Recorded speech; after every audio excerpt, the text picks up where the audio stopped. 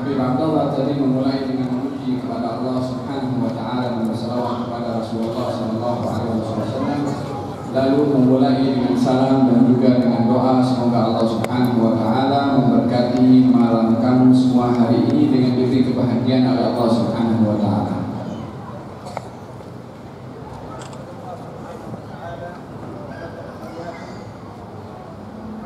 للحضور في مثل هذه الجلسة المباركة بين يدي حبيبنا المبارك حفظه الله في بيت من بيوت الله سبحانه وتعالى، فهذه من أجل النعم على الإنسان، ونعم الله على الإنسان في هذه الحياة كثيرة، وإن تعدوا نعمة الله لا تحصوها، وما بكم من نعمة فمن الله.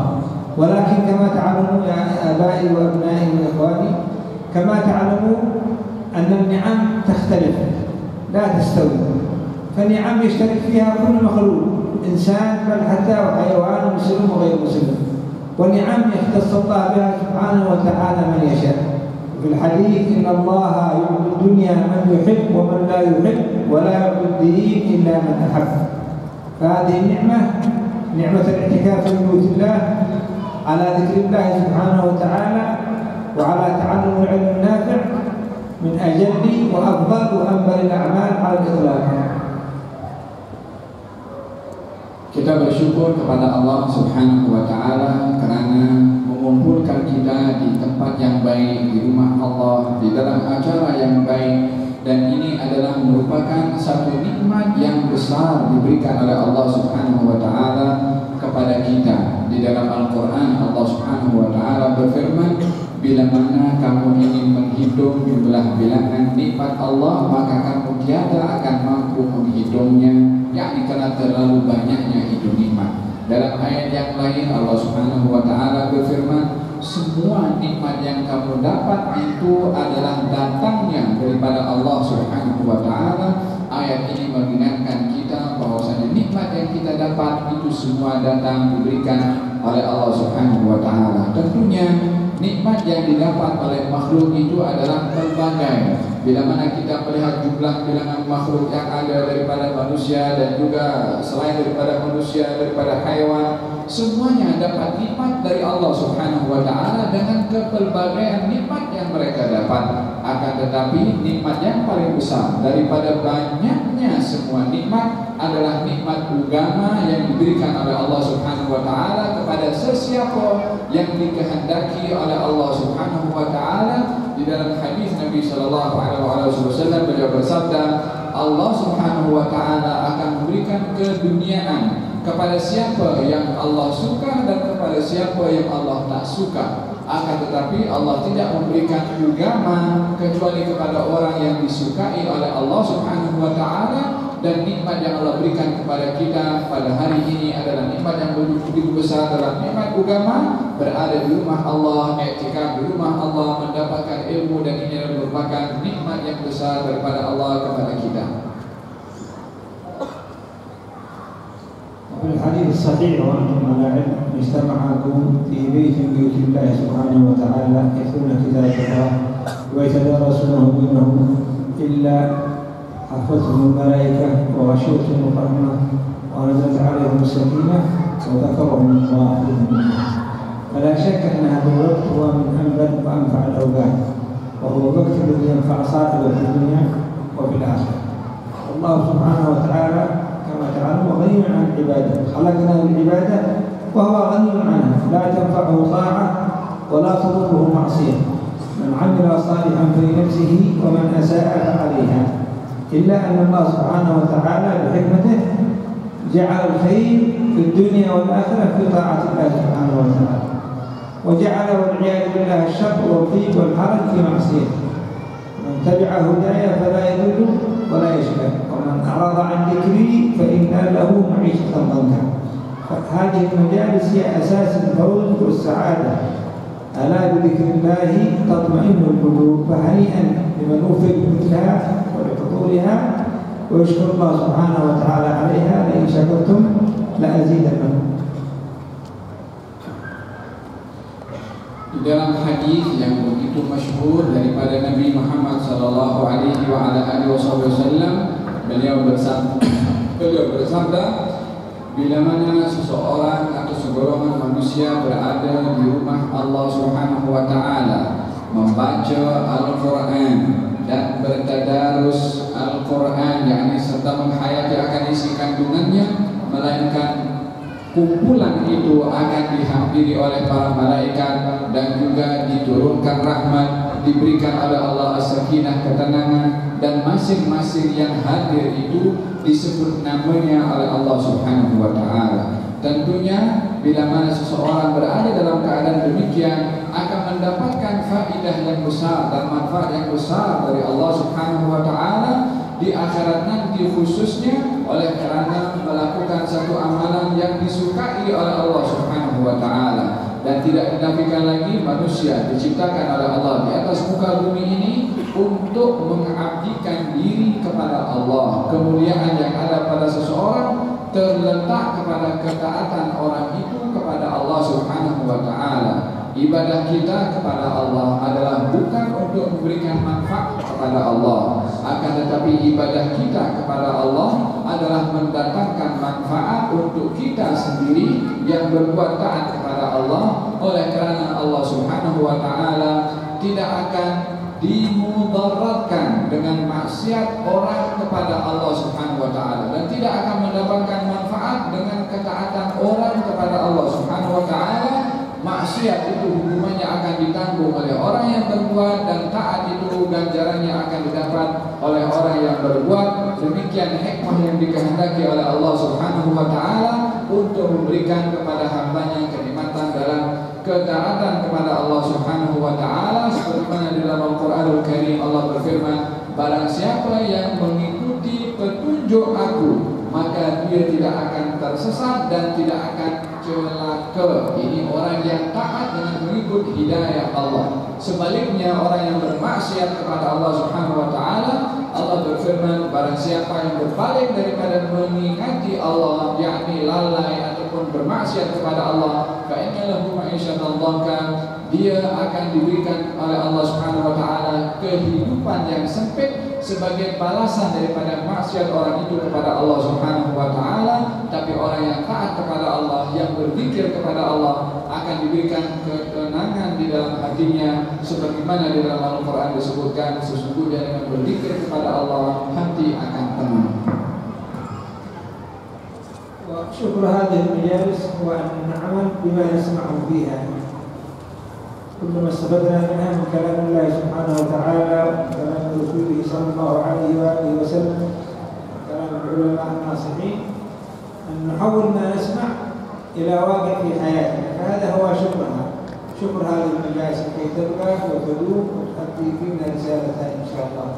ومن عمل بما علم ورثه الله علم ما لم يعلم، يعمل بالفائدة التي يسمعها ويقولها إلى غيره من أهل وزوجة وأولاد وإخوان وأصحاب وهكذا، يورثه الله سبحانه وتعالى علم ما لم يعلم، يفتح الله سبحانه وتعالى عليه ويرزقه الرغبة في طلب العلم. لأن العلم كما تعلموا يا آبائي وأبنائي هو أهم شيء وأفضل شيء وأوجب شيء في هذه الحياة. أول واجب على الإنسان معرفة الإله والاستيقاظ، فلا يتأثر المعرفة الصحيحة لأمور العبادة والخالق سبحانه وتعالى بوجود العبادة إلا بالعلم الصحيح. بل قال العلماء إذا عمل الإنسان أي عمل من أعمال الطاعات من أعمال العبادة وإن وافق الصحة لكنه على غير علم فلا يصح ولا يقبل، وإن وافق الصحة صلى صلاة صحيحة لكنه لا يعلم أمورها، صام حج أي عبادة توضأ أي عبادة عملها صحيحة، لكن هو نفسه وقت عملها لا يدري أين الفرض أين السنة فيها، قال لا تصح. لماذا؟ لأنها بلا علم. وكل من بغير علم يعمل أعماله فردة لا تقبل. في الحديث الصحيح قاضي في الجنة وقاضيان في النار. كيف يا رسول الله؟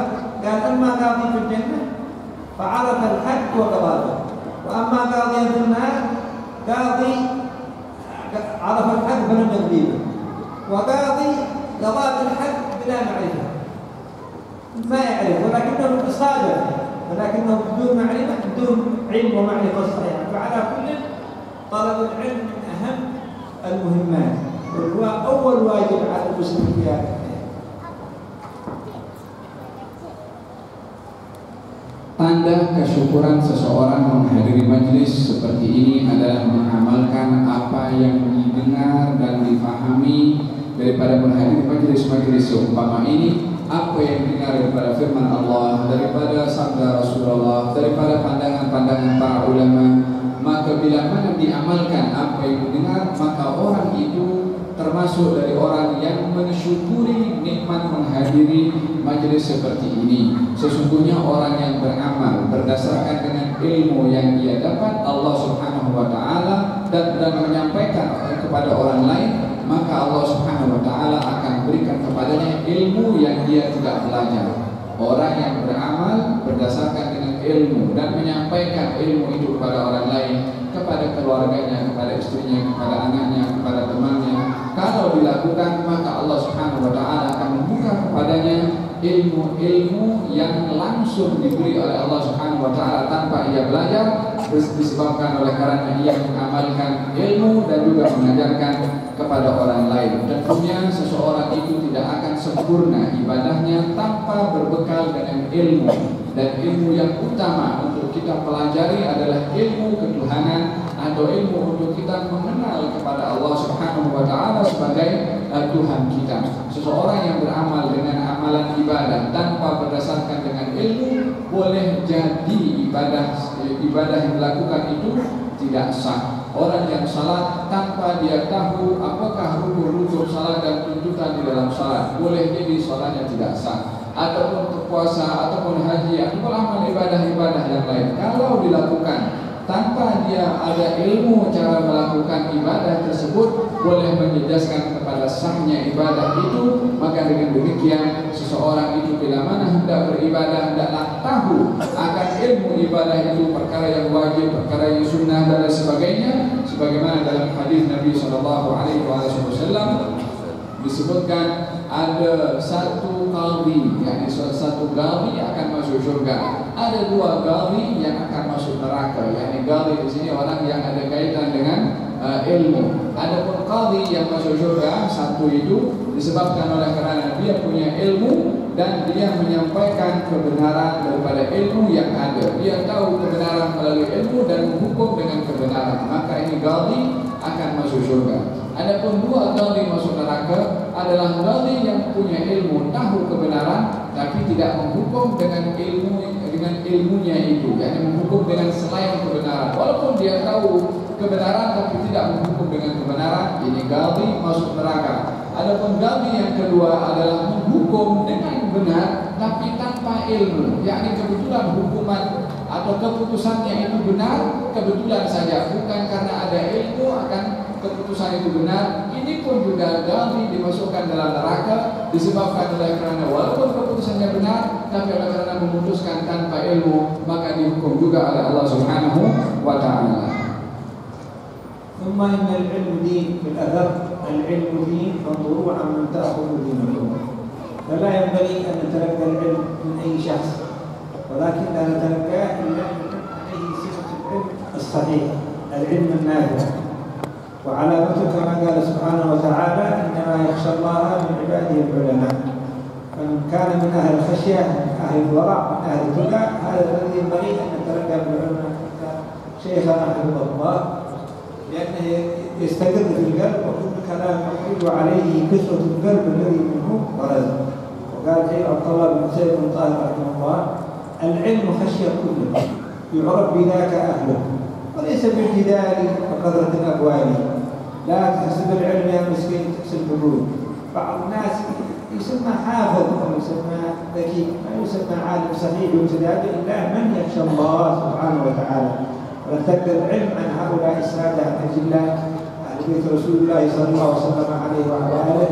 فلا يبلغ عني إلا رجل من أهل بيتي. أنا لا أطيل عليكم، وإنما قصدي أتيت للاستمداد وللتبرك منكم، ولكي أكون معكم إن شاء الله طلاب العلم. أحببت المشاركة، وهي نصيحة لنفسي أولا في هذا الكلام من باب التذكير والمشاركة بالخير فقط. أنتم ما شاء الله لا تحتاجوا إلى كلام ولا تحتاجوا إلى نصح، فأنتم بين يدي هذا الإمام وبين يدي العلماء جل وقتكم. وكما يقال في المثل: المخلى لا يحلى أي شيء الذي يزايد فيه ما عاد يحتاج إلى زيادة. حال إذا يدور شيء طعام حالي وشرب ما عاد يحلى خلاص حلاوة فيه. فأنتم ما شاء الله حلاوتكم فيكم وكلكم الله كما قلتم مشاركات الخير. نسأل الله سبحانه وتعالى يجعلنا وإياكم من الذين يستمعون القول فيتبعون أحسنه وينفعنا بما علمنا ويعلمنا ينفعنا يبارك لنا في شيخنا وفيما سمعنا وفيما نسمع وفي هذه المجالس بركة ابتهالها وارصدها في قلوبنا وعقولنا وفي بيوتنا وفي نسائنا وأولادنا وأهلنا بجوده وفضله وكرمه. وصلى الله على سيدنا محمد وعلى آله وصحبه وسلم. الحمد لله رب العالمين والعفو. Ilmu ini adalah agama, sebagaimana dalam adab disebutkan demikian. Maka hendaklah kamu berhati-hati di dalam mengambil ilmu itu, karena ilmu itu adalah agama kamu. Yani oleh karena pentingnya ilmu itu sampai dimartabatkan dengan martabat agama, hendaklah kita berhati-hati di dalam mencari ilmu daripada orang lain. Maksudnya adalah mengambil ilmu daripada orang yang layak diambil ilmunya, karena itu perkara yang amat berharga.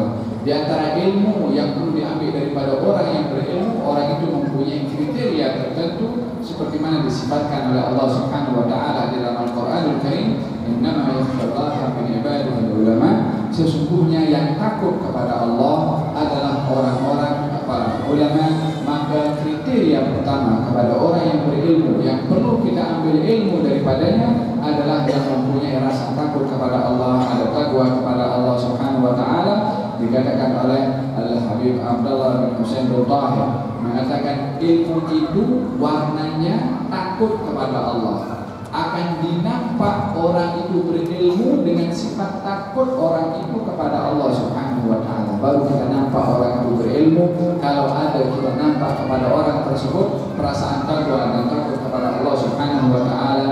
Tapi bukan ilmu itu adalah dengan banyaknya yang kita dapat atau pandainya bila mana seseorang itu berdialog atau berdiskusi atau berdebat. Bukan itu hakikat kepandaian keilmuan ada kepada seseorang. Akan tetapi keilmuan yang ada pada seseorang dinampak pada rasa takutnya orang itu kepada Allah, sebagaimana disebut oleh Allah Subhanahu wa taala di dalam Al-Qur'an. Sebagian orang mungkin digelari dengan orang yang berilmu, dengan orang yang hafid umpamanya atau apa saja, akan tetapi tidak dinampak perasaan takut kepada Allah Subhanahu wa taala, maka orang ini adalah tidak termasuk daripada golongan orang yang berilmu yang boleh diambil ilmunya daripada orang tersebut, karena ketiadaan sifat takwa ataupun takut kepada Allah Subhanahu wa taala. Saya tidak ingin bercakap panjang di tempat ini. Saya datang ke sini adalah sama-sama seperti antum semua, Anda semua datang ke sini. Bagaimana Anda datang sini untuk cari ilmu, saya pun datang sini untuk cari ilmu. Anda datang sini cari barakah, saya pun datang untuk cari barakah, dan ingin sama-sama ingin menjadi pelajar ilmu bersama dengan semua yang hadir di sini. Dan saya pernah sampaikan pada hari ini daripada nasihat itu pada hakikatnya saya tujukan nasihat itu untuk saya sendiri. Adapun antum semua adalah yang hadir di sini adalah orang-orang yang baik, orang-orang yang saleh, sehingga saya tidak perlu menasihati kepada semua yang hadir di sini karena saya nampak semuanya adalah orang-orang yang baik. Dikatakan tadi dalam pepatah, sesuatu yang sudah manis tak perlu dimaniskan lagi, akan menjadi terlalu manis. Antum semua yang hari ini sudah manis-manis semuanya, tak perlu saya menasihati kepada anda semua, akan tapi itu juga kepada saya sendiri dan juga perkongsian bersama. Lebih kurang itu disampaikan oleh Habib, dan saya mengucapkan jazakallahu khairan kepada Abdullah bin Muhammad khairal jaza. Moga-moga Allah Subhanahu wa taala tambahkan ilmu kepada beliau, diangkat derajatnya di sisi Allah, dan termasuk daripada golongan orang-orang ulama yang takut kepada Allah Subhanahu wa taala. Dan kita semua termasuk dalam golongan orang-orang yang nama yakhshallaha min ibadihi al-ulama. Insyaallah dijadikan pakaian utama kita rasa takut kepada Allah Subhanahu wa taala, dan Allah kabulkan kita hajat tempat ini dan apapun permintaan kepada Allah Subhanahu wa taala. Moga-moga Allah tunaikan insyaallah. Amin Allahumma amin. Kita akhiri majelis ini dengan doa. Al-Habib Abdullah untuk mengakhiri dengan doa bagi kita.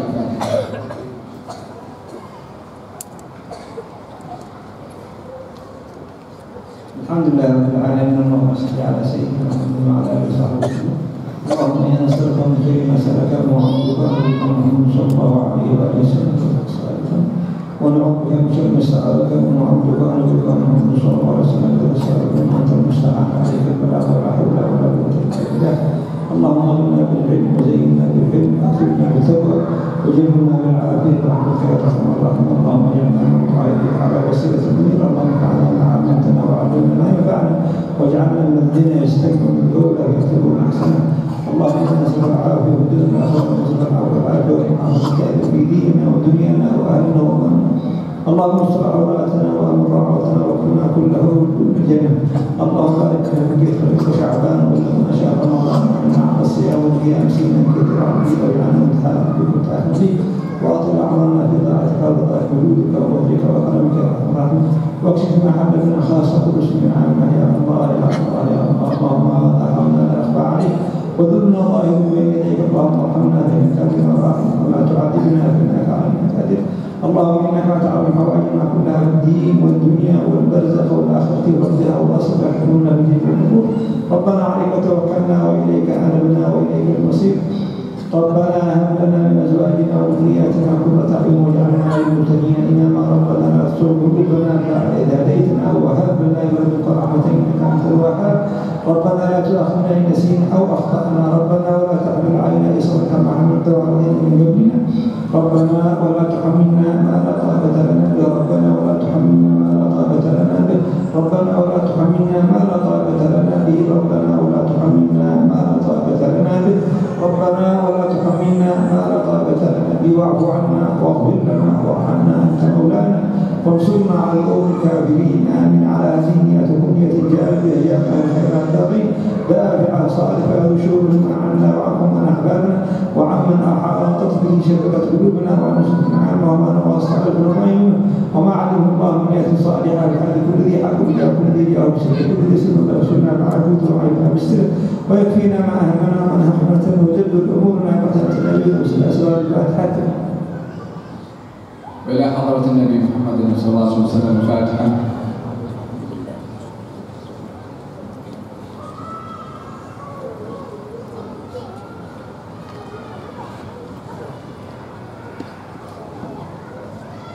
يا أول الأولين ويا آخر الآخرين وإلى قوة المتين يا رحمة المساكين يا أرحم الراحمين يا أرحم الراحمين يا أرحم الراحمين. ربنا تقبل منا إنك أنت السميع العليم وعلمنا إنك أنت التواب الرحيم. دعواهم فيها سبحانك اللهم وبحمدك فيها سلام وآخر دعواهم الحمد لله رب العالمين. تقبل الله منكم.